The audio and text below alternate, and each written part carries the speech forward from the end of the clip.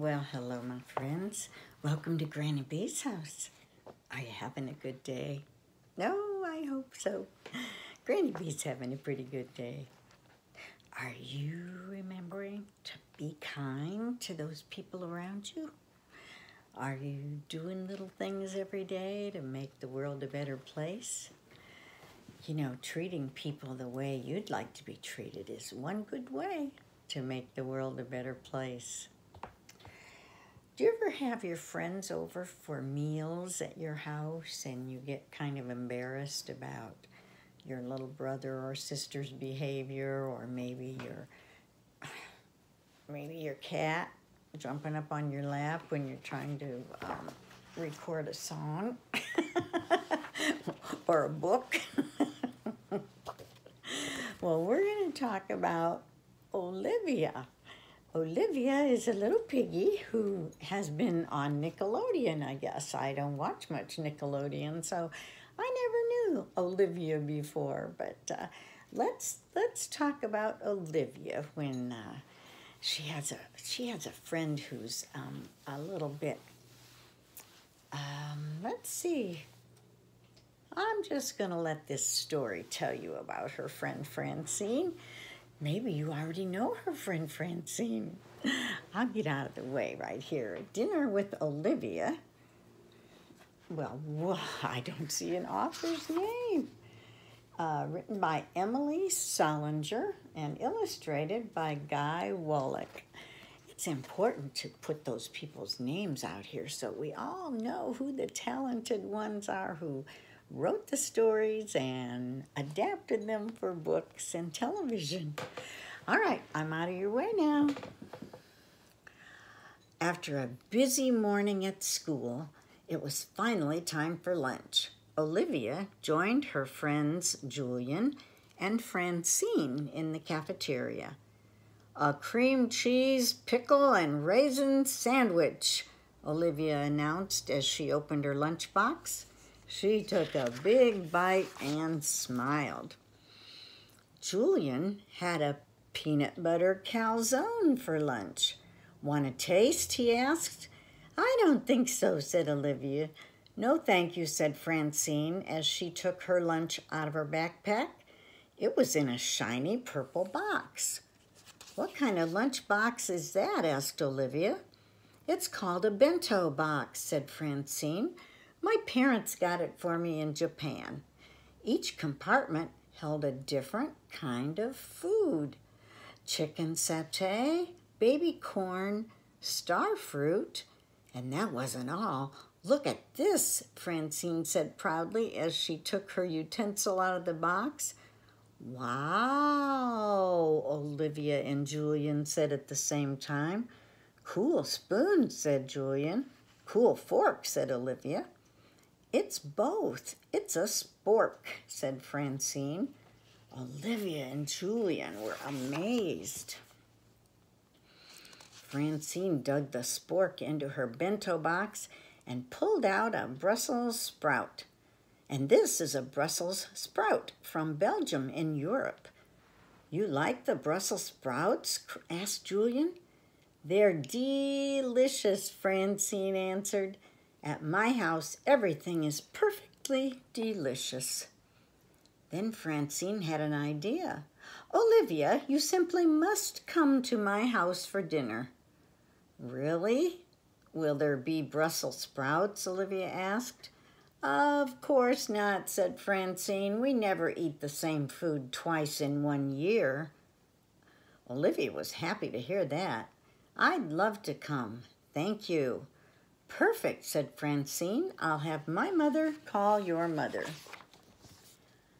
At home that night, Olivia decided she needed to practice her manners before going to Francine's house for dinner, so she hosted her own dinner party. She reminded her guests to always say please and thank you and to put their napkins on their laps. She told them never to fall asleep at the table. She made sure they remembered to chew with their mouths closed. At a fancy dinner party, everything needs to be perfect, Olivia told her guests. Oh my. Olivia imagines what dinner at Francine's house would be like. She pictures a fancy party at a mansion in the English countryside with waiters on roller skates serving pink lemonade in tall glasses with curlicue straws and monkeys juggling fruit. "Olivia, dinner time," called her mother, interrupting her daydream. At the dinner table, Olivia's brother Ian slurped his spaghetti, splattering her dress with tomato sauce. One of his meatballs fell to the floor where Perry the dog picked it up in his mouth. "Perry, that's my meatball," Ian yelled, chasing him around the table. Perry gobbled it up with his mouth open, leaving tomato sauce everywhere. "I am quite sure they don't eat like this at Francine's house," Olivia groaned. The next day, Olivia walked to Francine's house with her mother and brothers. "Have fun tonight, Olivia," her mother said. "And don't forget to invite Francine to our house for dinner, too." "Our house?" said Olivia, horrified. She looked over at her brothers. Ian was blowing bubbles in his juice box, and William's face was smeared with jam. She imagined what dinner at her house would look like to Francine. "Welcome to our humble cave." At Francine's house, Olivia gave Francine's mother a bouquet of flowers.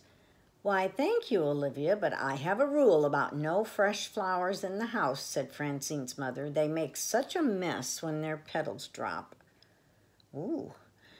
Be sure to wipe your feet, Olivia. We mustn't get footprints on the white carpet."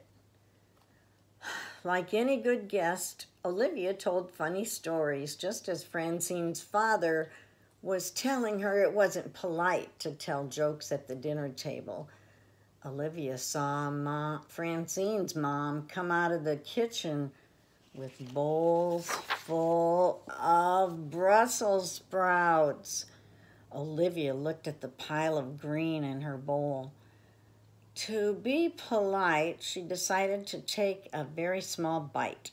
Maybe Francine was right. Maybe Brussels sprouts were delicious. Maybe not. Olivia quickly reached for her water glass to wash it down, but oops, she knocked one of the Brussels sprouts out of her bowl and it rolled off the table and onto the white carpet. Francine's mother and father were not pleased. Olivia and Francine were told to sit at the kids' table. "Are you mad at me?" asked Francine. "Why would I be mad?" asked Olivia. "Because of the Brussels sprouts and no telling jokes at the table," replied Francine. "And, well, I was afraid you wouldn't be my friend anymore." "Of course we're still friends," replied Olivia, "and you should come to dinner at my house." Later that week, it was finally Francine's turn to come to Olivia's house for dinner. It was spaghetti night again. "I've never seen anyone do that before," said Francine as she watched Ian slurp his spaghetti. "Try it," said Ian. "I'll race you," said Olivia. Turns out Francine was a natural. That night, as Olivia's mother tucked her into bed, Olivia had one thing on her mind. "Can we have spaghetti again tomorrow night?" she asked. "That's a little too soon, don't you think?" said Olivia's mother. "Okay, good night, Mom," Olivia yawned. "Sweet dreams, Olivia," whispered her mother as she turned off the light and closed the door.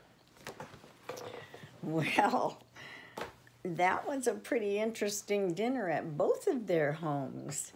You know, we all have different traditions at mealtime. Some people just eat on TV trays in front of their television. Some people split up and eat in separate rooms. I love to sit around the table and eat together, which We don't do that much anymore at the house, so when we do, it's just special time. So you keep up your traditions and maybe add some new ones just to try them out so that when you go to other people's houses, you can be comfortable with their traditions. So, but don't be ashamed of your house and the way your family is. You know, that's just the way your family is.